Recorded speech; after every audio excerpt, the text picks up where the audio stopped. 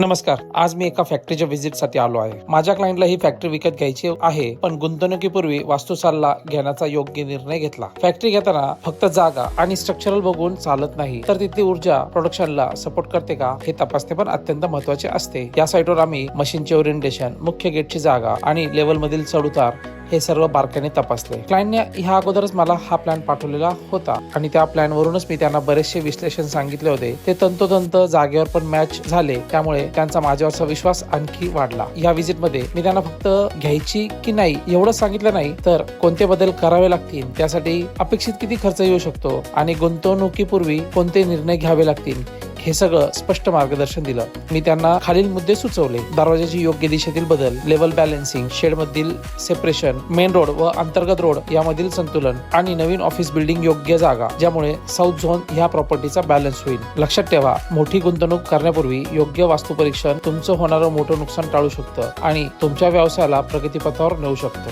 धन्यवाद.